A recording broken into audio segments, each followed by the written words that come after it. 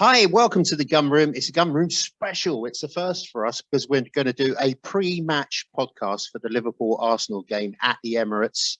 At the moment, it's tomorrow, unless things change. You never know, do you? It's COVID central. That's how it goes. With me, I've got Angelo, who is, what's your handle on your podcast? Sensible Gunner? _Gunner. There we go. We're giving him a plug as well while they're there. How are you, mate? You all right? Yeah, doing really well, really well. So tell us where you are. First off, I'm in Portland, Oregon.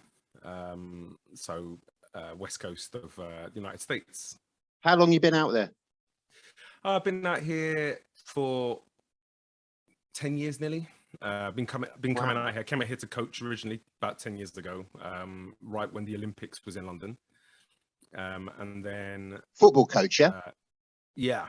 So I came out here, did 9 months, came back for a bit, did 9 months again, came back for a bit, and then met my wife, and the rest is history. Lived all over America, so well traveled.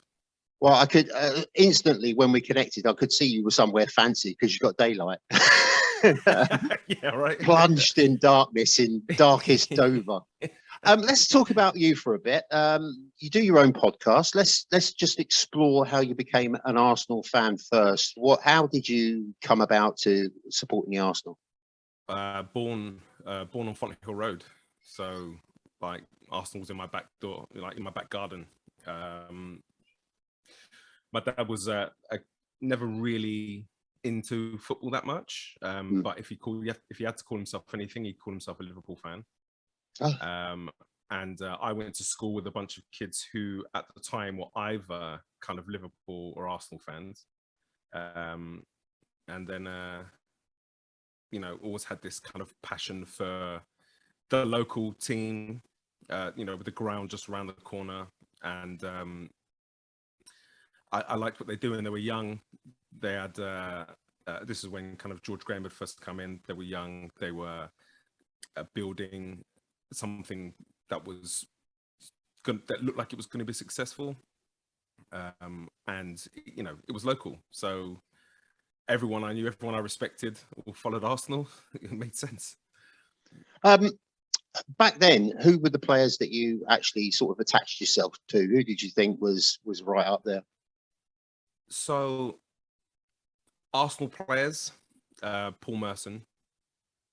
He was the guy that was the creative, the guy that could dribble, take people on, that kind of thing. Ian Wright was an obvious one.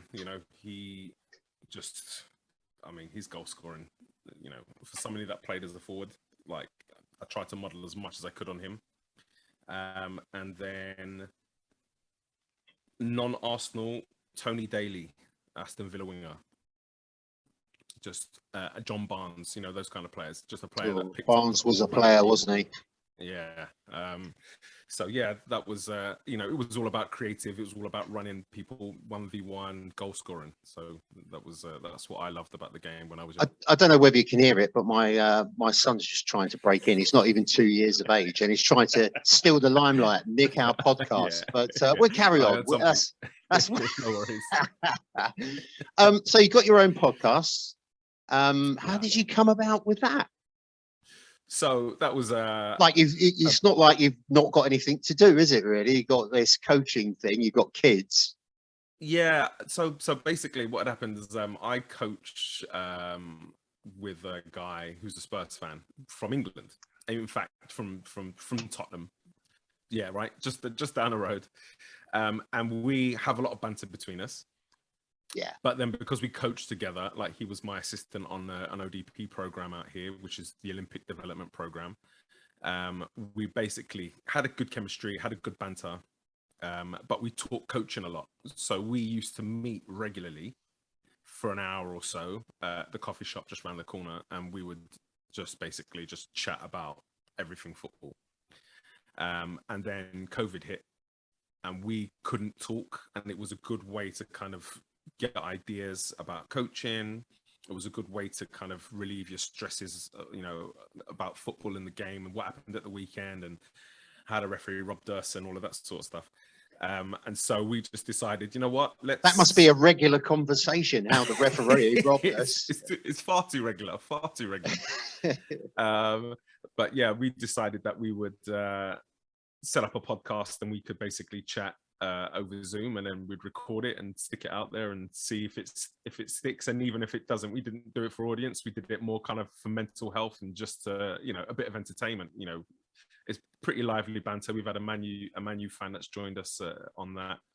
And then we've actually had to stop recording recently because lives are busy and stuff, but hopefully we're going to get back to it soon. Yeah. I mean, it's a sort of thing of passion, isn't it? A labour of love, and squeezing it in, especially at the moment. Stop, start. Then you've got a couple together. What have you made of this season so far? We're kind of trying to encompass what we've missed because we've never spoken together. So, what have you made of this season? I've been pretty happy with it, to be honest. If you look at the first 3 games, you can kind of understand why people are upset about it, but at the same time, when you take the contexts into it, you can never really judge what would happen this season on that. I've been a coach, maybe a different eye for the game, and I could see structurally what was being put in place even before last year. And then with the kind of JDP kind of system that's been brought in, I have seen the structure. I can see what he's trying to do. It was just about personnel. We didn't have the personnel to fit. The transfer window couldn't have gone any better. And best for a long time. Yeah. It's tremendous. A really, really good transfer window. And I'm not surprised we are where we are. At the beginning of the season, I wasn't sure which way we would go in terms of transfer window. At the time, we were looking at Maddison, we were looking at Onana quite seriously. And in terms of money, that was taken up a lot of money. So I felt we'd had a good run end of last season, 5 months or so. If we could add a key piece, could we possibly get back into the top 6? Potentially top 4? Because at the time we were like 3rd for points and we were, 3rd for goals scored or something like that. And then once I saw the direction he went with the transfer window, looking young, looking relatively inexperienced across the Premier League, but then experienced by, in terms of their age profile, I thought, I'll take 5th. But that's exactly what myself and Jay said at the beginning of the season. We're like, we just probably a couple of games in, it was all doom and gloom, and we were saying, where would you settle for right now if the season ended?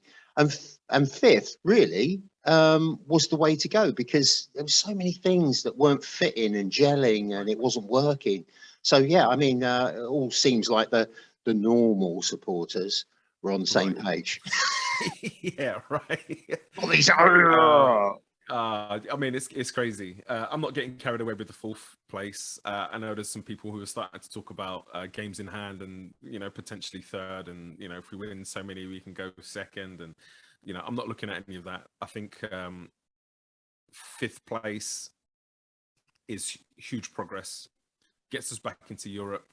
And then for me, if we can get Champions League, we skip it. We take a year out of the project, in terms of we can shorten everything by a year. We can start to go out, look at Champions League quality players, and start to add some of those Champions League quality players in.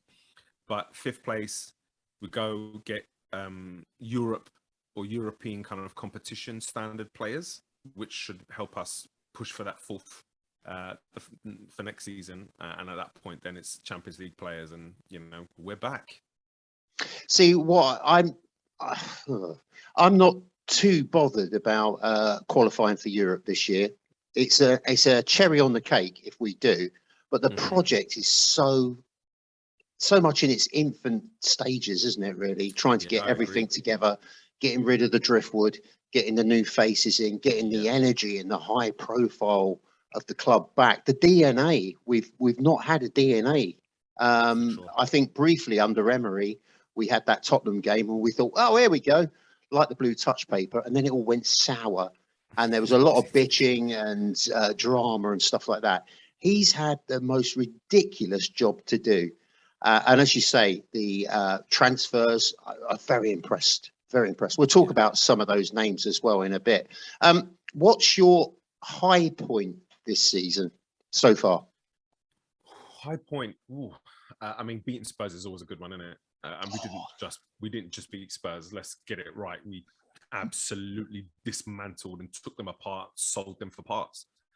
You know, we were really good in the first half in that game.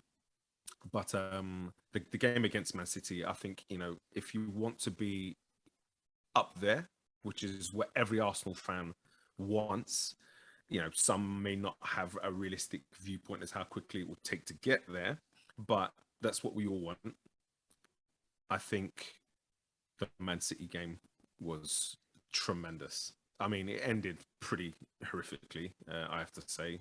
And, you know, I've got some choice words for some of the refereeing in that for sure. But yeah, that was the best, the most consistent that we've been in terms of a 90-minute performance. I think. The good thing is that we're not a complete side, are we? We're not the real deal yet, but that durability, that resistance and that mentality to hold on, like the Liverpool game, we struggled with that, didn't we? After the Xhaka incident, we won't labour too much on that. Get the bus. Get the bus, chum. He's a numpty. He really is, yeah. Well, we've said, you know, millions of times that he just has this rush of blood. He makes poor decisions in key areas, and they're always areas that are going to concede a goal. You know, although I will say that even though he's come out today apparently and said, "Look, I deserved that red card," I wasn't clear on it, and I'm still not. I mean, he's running at speed. The ball's coming overhead. That player must have been, Jota must have been unsighted at some point. And instead of maybe trying to put his head on it or something like that, he stuck a foot out. And Jota made such a deal of it, didn't he? It was a ham and pickles sandwich with a couple of beers, that was, and a bowl of crisps. He made a real song and dance. It was, I mean, the frustration for me is context isn't always applied. You know, they go letter of the law, last man, you've brought him down, you haven't touched the ball, it's a red card. And I'm not arguing the red card. You know, when you look at it, everything about it is a red card, but he hasn't endangered an opponent. There's no studs in the chest or anything like that. So could you be lenient? Then there's the first touch is not a good first touch. The first touch is going away from the player and Ramsdale's coming out on it.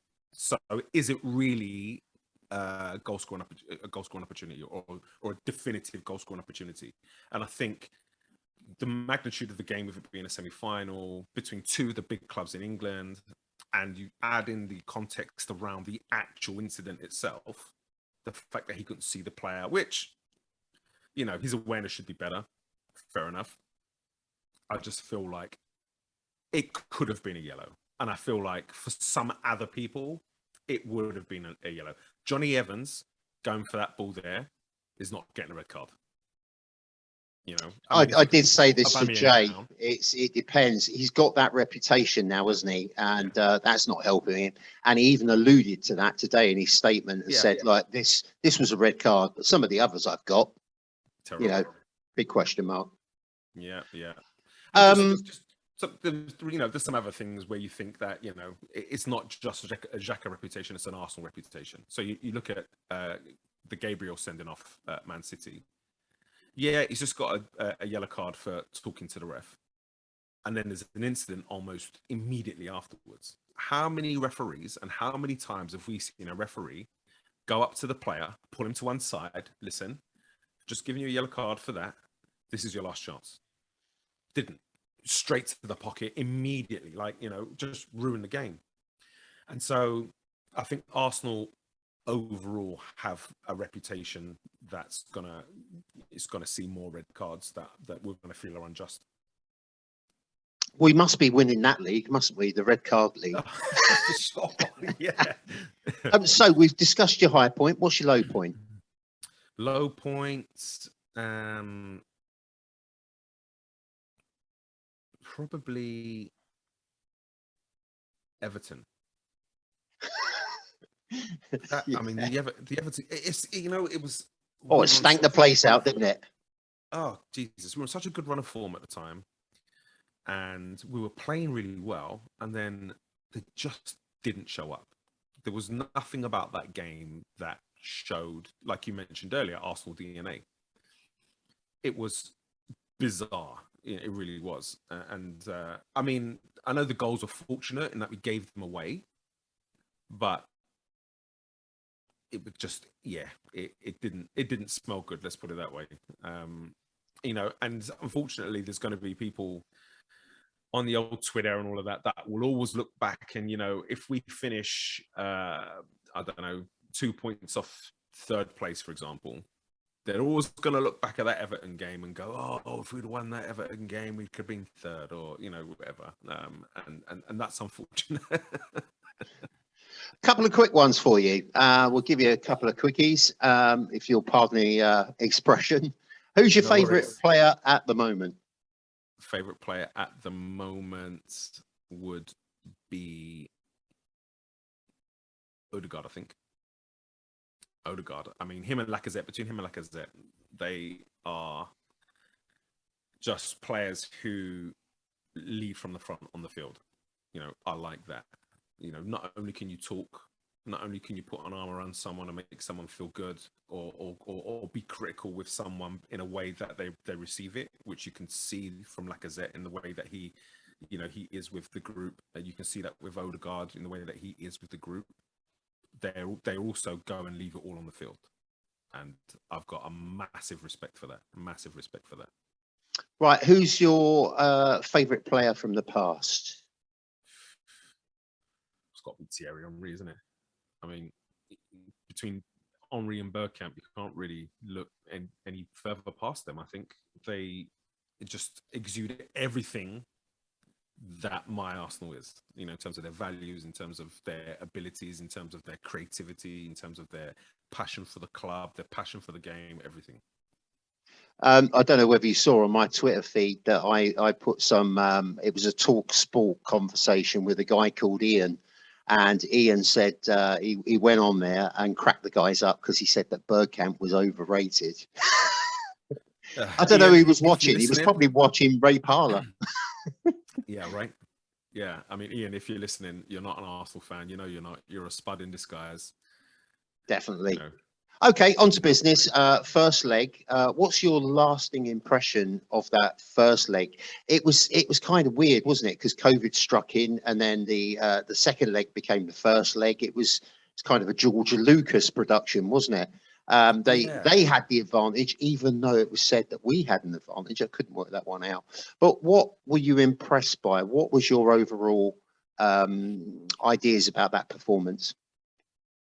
I think the resilience shown was tremendous. It's something we haven't seen for a while. It almost reminded me a little bit of when Arsene Wenger used to have troubles with the red cards at a point. And we always managed to just kind of absorb pressure, hit on the counter attack, but we'd always keep the clean sheet, or we wouldn't concede a goal. It reminded me a lot of that, and it's a character that we haven't had for a really, really long time. The number of clean sheets we've had this season, the do or die kind of die hard defending. People willing to put anything on the ball, throwing themselves in front of it. It's I mean, we've come a long way from the Mustafi Socrates defensive partnership, that's for sure. So from that, I was pretty pleased about that. We've also got a little bit of nastiness about us, which again, I think if you're going to be a championship winning team, whether that's an FA Cup or a League Cup or a Premier League, whatever it is, you've got to have a little bit of that kind of. You've got to get a bit tasty. Let's put it that way. and Minamino missing in the last few seconds of the game, and Ben White laughing at him because he's missed. That was brilliant, wasn't it? I'm all over that. Love that. So yeah, I think we did have a chance. I think Saka, if I remember correctly, had a really, really good chance towards the end, which I think he should have done better with. But going into the game, Do you think it was the pace of the ball, the way it came in? It came in really fast, didn't it? And he looked like he got his feet a bit tangled. Yeah, it did. I also think he may have kind of opted for the wrong type of finish. Maybe. I think, at that far out with the keeper coming, you've got to think, you've got to just take it over him. And I think he maybe didn't have the time to get the footing correct to be able to get that. But I think if he could just dug underneath the ball a little bit, we're 1-0 up for that second leg. Yeah, I mean, look, going into the game tomorrow, I think we should feel confident. It was a good defensive performance, so we've just got to build on that. If we can, first of all, keep all of our players on the field, which is helpful, we should then actually be able to play. So if we can keep the defensive discipline, and then when we have the ball, if we can play and be expansive, I think we can cause them some problems for sure. I think we have to keep our shape as well, because that performance against Man City, there were 2 lines of 4. And they kept everywhere the ball went from a City player, there was an Arsenal player kind of getting in there and getting involved. Totally agree with what you said. It goes to show that you can have players that are crowd pleasers, doesn't it? But you really need the spirit. It does, you can have your £100 million players, but if you haven't got that spirit, you're a bit snookered. And that's what I feel we're building. And even to the degree where he's not my favourite player at all. Callum Chambers, I mean, he's the forgotten man of Arsenal, isn't he? Yeah, haven't seen him. Sure. I thought we got a part-time paper round. We haven't seen him that much. And suddenly he comes on and he really dug in. It wasn't anything outstanding, but he dug in. Who was your player of the match for that one? I mean, it's got to be Ben White, isn't it? Yeah. I mean, he's been a revelation. He really has. Starting to look the part now, isn't he? Yeah, he got a lot of criticism for his price tag, which I always think is a bit unfair. He doesn't decide his price tag, and the price tag is decided by value. It's how much do you want to pay for? How much do you want this player? How much do you need this player? Well, we're going to try to get as much money as we can for it. And he is exactly what Arsenal needed. I liken him to the signing of him to when Pep signed John Stones. John Stones might not have had a great go of it since then, but he was a player that was coming in who could defend, but more importantly, who could get on the ball and make things happen. And I think that's been Ben White. The difference between the two is Ben White has shown himself to be a really, really good defender. And I mean, if you look across the board at the English centre backs, he's got to be an international by the. Well, I'm just going to say one thing to you, Angelo. Harry Maguire. I mean, what a price tag that was. And God, he's a puller and an elbow, a dirty bugger, isn't he, really, at the best of times? But sure. Ben White is a baller. Yeah, he is. But then he can be that dirty bugger when he needs to. And I like that. You need that. He can ball. He can, people questioned his aerial ability, but his aerial ability has actually been pretty good. He wins the majority of his duels at the moment. And then you look at his ability to kind of read the game and intercept. You look at his tackling ability in 1v1 situations. I think he's been, Listen, he doesn't have to head the ball, does he? When he's got Tommy Asu there, I mean, that man's a wizard. Right, absolutely. Between the pair of them, they've got that side covered, haven't they? Really, yes. Brilliant sort of bit going on there, and across that back line as well. There's a real chemistry, a cohesion. Even though Tavares got slaughtered for a couple of dodgy games, I think he's good as well. He's been brilliant. I mean, you can't just judge people on the couple of games they've played. When we panic, there was panic set in when Tierney got injured, and he came in and was brilliant. You know, one of the pivotal players in that run of games that we were able to kind of build up, you know, the wins and that kind of thing. So I think to slaughter him now is just people looking for something to complain about. No, I think there's a lot to like with that player. Sure. This game tomorrow, obviously we've got the home advantage, such as it is. 0-0. Got players coming back. We don't quite know what the team's going to be. It's going to be a blistering atmosphere, surely. For the Arsenal fans, always get slated for not being able to create an atmosphere, but I think it's going to be a cauldron, isn't it? We're going to flip that Anfield thing onto the Scousers. How do you see it going? There's no Mane, there's no Salah, but Liverpool got plenty in reserve, haven't they? Yeah, but I think if you really look at Liverpool, they lack penetration when those two players aren't playing. You know, Mane with his speed. I always feel like laughing when anyone brings up the word penetration. I'm a complete schoolboy, I admit it, but it's like when NCIS and they talk about the skid marks. I've got to do that as well. Sorry, Angelo, you were saying. No worries. It's a coaching thing. It's a coaching thing. Yeah, I think Mane's ability to run in behind, and his ability to kind of find spaces in between centre backs. For the crosses, for the headers, those kind of things, they miss that. There isn't a player in their ranks they can bring in to replace that. And then Salah is just world class. You know, his ability to pick the ball up, run at people, go left, go right, just weave in and out of people. His finishing is unreal at the moment. So best player in the Prem at the minute, do you think? Comfortably, yeah. And I think they're going to struggle. I think any team would struggle without those two players, you know? They've got Jota and they've got Minamino, but we saw Mr. Minamino get his feet all tangled up, didn't he? He couldn't have hit a cow's ass with a banjo that night, I don't think. Absolutely. And I'm all there for it as well. Very pleased for it. We don't know, as I said, who's going to be available, but Odegaard, ESR, Tomiyasu, if they come back, people are talking about Thomas Partey, but I don't think he'll feature. I mean, it's a long haul back from the AFCON, isn't it? I mean, it's not too bad, to be honest. There isn't too much of a time zone difference. The real question is going to be having played kind of 48 hours, maybe just over 48 hours prior. But over the Christmas period, it can be the same. So, you know, I'd like to see him in there. The question is, how quickly is he getting back? Is he getting the rest he needs when he gets back? Is he going to be able to train ahead of the game, which I don't think he was in training today. So, what a lightweight. I mean, listen, you know, come in there. I think he could come in there and he could do a job for sure. Yeah, even if he does 45 minutes, that'd be good, wouldn't that? Just to shore things up. Yeah. And then we go back to our kind of a much looser one game a week schedule so we can recover. So come on, TP.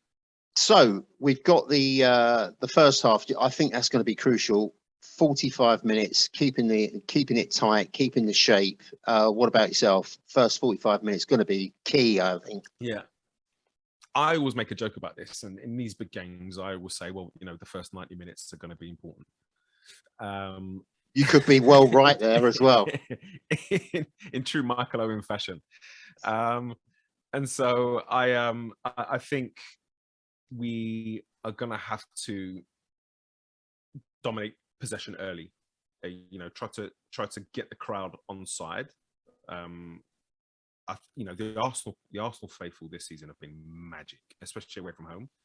And I'm thinking, you know, if they can sort of raise the level of noise and you know, really create a great atmosphere, and we can dominate possession, I think, you know, it could be one of those kind of games where we could look to pin Liverpool in their half and look to kind of pick them off and attack them and keep them in their half for periods of the game, like we did against City.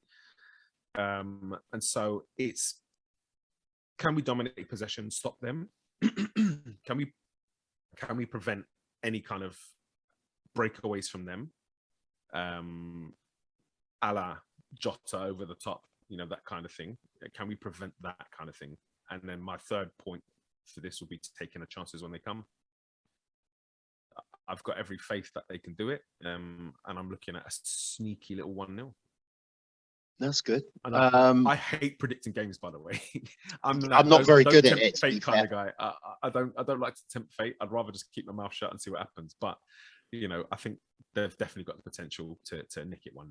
I've got a nasty feeling this is going to go to penalties. It's one of those hard fought games. Yeah. I just think it's going to be tight all over. Yeah. There's another sniggery word. I should have another snigger at that. Tight all over. Knowing you tell what sort of podcast this is, can't you? I love it. No incomings at the minute. We're kind of hearing a lot about Vic. Yeah. So many sums are being bandied around. Agents. Apparently the player doesn't want to come. He wants to wait until the summer. It's a real old scramble. But as I said to someone the other day in a blog, is that these deals in January are very difficult to get over the line. And when you've got agents involved, taking a slice of the cake, what are you going to give him and trying to get themselves in a key area? You've got problems to start with. Is there anyone else, if this deal goes pear-shaped, if it goes south, is there anyone else you prefer to see in that sort of strike role? It's a really difficult question, that one, because I know. what we need, ideally for me, if we look at we're going to be losing Aubameyang and we're going to be losing Lacazette, I'd like a hybrid of the two. So I'd like someone who's pretty mobile, who's a deadly finisher, but who can link up, hold up, play. And then you look at the non-playing side of them, somebody who can fit into the group really well. Somebody young who's going to kind of be maybe old enough that people can kind of look up to them a little bit, and they can take on a little bit of a leadership role, but then young enough that they are able to kind of relate. And this is one of the great things that Arteta is doing with the culture, is that relatability. Everybody's going through the similar life experiences at a similar age, and so I'm going to stick with what I've said all summer. And I'm Ivan Toney. Ivan Toney will probably cost half what Vlahovic would cost, but I think he hasn't had the opportunity to show his finishing prowess in the Premier League. I don't think he gets that many chances, and Brentford are pretty low down when it comes to chances created. But I think he's quicker than Lacazette, but maybe not as quick as Aubameyang. He's stronger than Lacazette. He links up play really, really well. He's a nuisance. But if you saw anything of him last year in the Championship, he is a deadly finisher when given a chance. And I think taking him out of Brentford, putting him into our Arsenal team that creates so much, with so much kind of exuberance and youth and creativity around him, I think that guy could flourish. I really do. He could turn out to be a bit of an Ian Wright, couldn't he? In terms of just treading water with another team, even though Brentford have done brilliantly, especially against us, first games of the season. Let's talk about that. No, let's not. Let's just brush over that. But yeah, he could. He's got the talent, and as you say, if he gets better quality, providing him with chances. My big worry for the Liverpool game is the ability to finish. I think if you get two chances, you've got to take either one, but definitely two to see these off. And that's Lacazette is more of your build-up holding player, isn't he now, and sort of shielding the ball and all that sort of stuff, and it allows other players to come into play. But if I think we've shown too much reliance on ESR and Saka. So where's that goal going to come from? I'd love to think that Martinelli would get a hat trick and prove Klopp right that he is a magnificent find. Yeah, I do think it's a bit of a it's been a bit of a masterstroke playing Lacazette with Martinelli, because Lacazette is always going to drop into the hole, pull a centre back with him, and then if you can get that slashing running behind, you know, you've got your short option for a combination to play him in, or you can go a little bit longer and play him in. Technically, he's magnificent. It's old Martinelli, and so I think that's a real avenue for kind of any kind of goal. I think you've got the battle between Martinelli and Trent down that side, and it's the question of if we can pick them off and attack quickly enough, you can get Martinelli running at whoever their right-sided centre back is. I think it's usually what's his name? One of the others, not Virgil anyway. So if we can get him isolated 1v1 with one of them. Don't know much about them. I don't really, you know, they just turn up, don't they? I just, you know, hey, it's that bloke, number 7 right, or whatever. The I don't really. One, yeah. Yeah, it normally comes when I'm on a podcast. I totally forget who the player is in the first place. So right, absolutely, yeah. So yeah, I think we can have some success down there for sure. And similarly, I think the next key battle was going to be in the on the right side, Saka versus Robinson. You know, it's another really great battle. That I think Saka could potentially struggle a little bit more on, because that's Virgil's side, and Virgil is, you know, he's supreme. He's you know, again, bit of a geezer, isn't he? Old Virg, world-class defender for sure. But you know, even if it's get the ball to him to draw Virgil out, and then look to find Martinelli, Lacazette centrally, and just see if you can kind of take Virgil out of the game and play to their weakness, as it were. I think there's definitely avenues that we can go to win this game. Yeah, I think if we can rattle the back four, then I think we're in for a chance. Just a last question before you go, because we've run out of time. But who do you see as the long-term partner for Thomas Partey? I like Sambi. I really do like Sambi. I mean, I'm not sure. So far this season, we've seen a really good relationship between Xhaka and Partey, in where Partey is almost doing the sitting and allowing Xhaka to push forward a little bit more and to pull the strings with his forward passing a little bit more. I actually think Thomas Partey is better almost in the Xhaka role if we can get a good enough 6. And I think Sambi could do that, could sit in there, could play as a 6 and allow Partey to go and express himself a little bit more, which I think will help us see a little bit more of the Partey we thought we were going to get. If you're talking about bringing somebody in, I'd love to see a Bissouma Partey midfield. I think that could be. That's where I was pushing you ever so slightly. See if you come up with it. That is solid. Yeah. But then, you know, looking at, I have to admit, I haven't seen much of Guimaraes, but looking at his statistics, looking at the clips that I've seen of him, he almost to me seems like an upgrade on Xhaka. More mobile. Blimey, I'm an upgrade on Xhaka. I've hung my boots up years ago. Yeah, so I won't say too much more about that, but yeah, I think he's another one that could come in. And if I had to throw a third one in, I really like Neves from Wolves. Maybe not as mobile as Xhaka, but reads the game really well. Forward passing is unreal. On the ball, he is magic. Off the ball, very disciplined, does the work. So he'd be my third choice. Right, we're just about to go. I've got to thank you, Angelo, for coming on, and hopefully you won't be a stranger. You'll come back on again and put up with all my crap jokes. Lovely to see that cannon, isn't it? Rather than this badge. Bring back the cannon. That's what we want. And if anyone from the Arsenal hierarchy are listening, which is very doubtful, That's what we want. I don't know. We should You're be doing big selected. things. You may well get somebody on. You might get somebody listening. Angelo, just remind us again where we can find you for your podcast and when you're going to be doing one next. So podcast is on pretty much all of the podcast outlets. You can find it's called